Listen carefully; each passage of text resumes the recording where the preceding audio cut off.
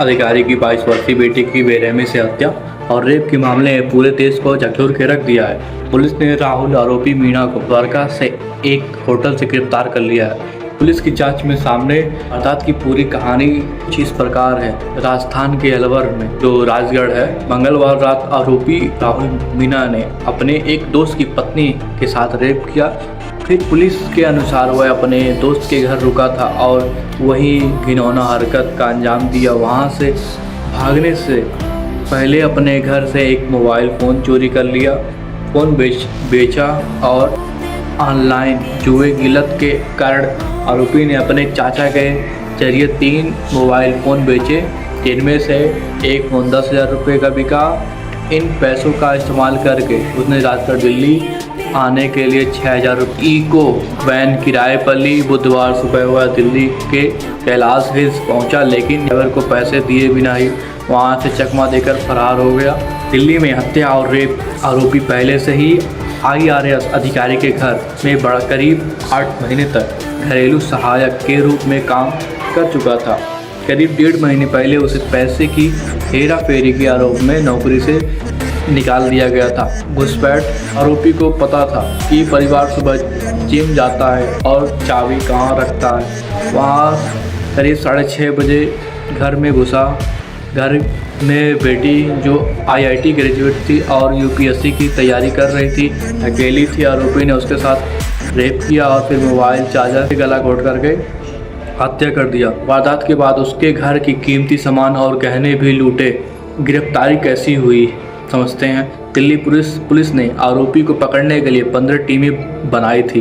Police ने उसे इन सुरागों के ट्रैक किया। CCTV फुटेज वहां सुबह 6:28 घर में घुसे और 7:22 बजे बाहर निकला। CCTV में कैद हुआ था। तकनीकी निगरानी आरोपी द्वारका के एक ओयो होटल में छिपा था और वहां के वाईफाई का इस्तेमाल कर रहा था। पुलिस ने IPDR internet protocol detail record के जरिए उसकी लोकेशन ट्रेस की। इंस्टाग्राम वह अपने चचेरे भाई से इंस्टाग्राम मैसेंजर पर बात कर रहा था। इससे पुलिस को उसकी सटीकता लोकेशन मिल गई। पुलिस के मुताबिक आरोपी कर्जे में डूबा था और जुए की लत के कारण उसने इस वारदात को अंजाम दिया। फिलहाल वह पुलिस के हिरासत में है और इसकी मामले की आगे की जांच जारी रहेगी।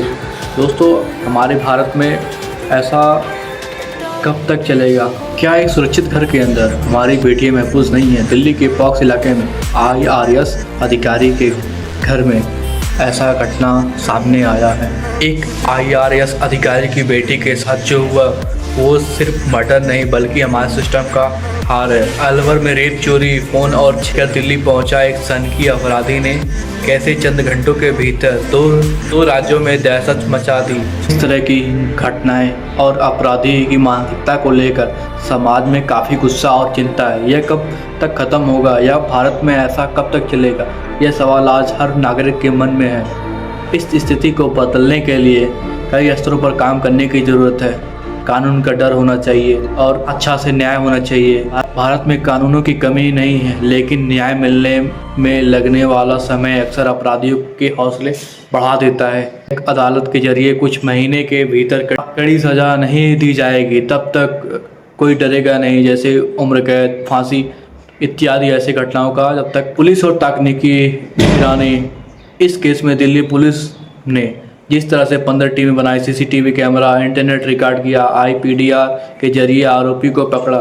सहनीय और अपने हर छोटे छोटे शहरों में CCTV कैमरा और डिजिटल मजबूत होना चाहिए। लांच मजबूत हो जाए तो अपराधियों को पता होगा कि वे बचेंगे नहीं। अब सामाजिक और मानसिक दबाव, इस मामले को आरोपी जुए की लत और कर्जा में डूबा हुआ समाज में बढ़ती नशे की, ऑनलाइन गेमिंग का चस्का और कम समय में अमीर बनने की चाहत युवाओं को अपराध की ओर ढकेल रही थी। इस मामले का आरोपी जुए की लत और कर्जा में डूबा हुआ था। समाज में बढ़ती नशे की, ऑनलाइन लत, गेमिंग का चस्का और कम समय में अमीर बनने की चाहत युवाओं को अपराध करने की ओर धक्का दे रही थी।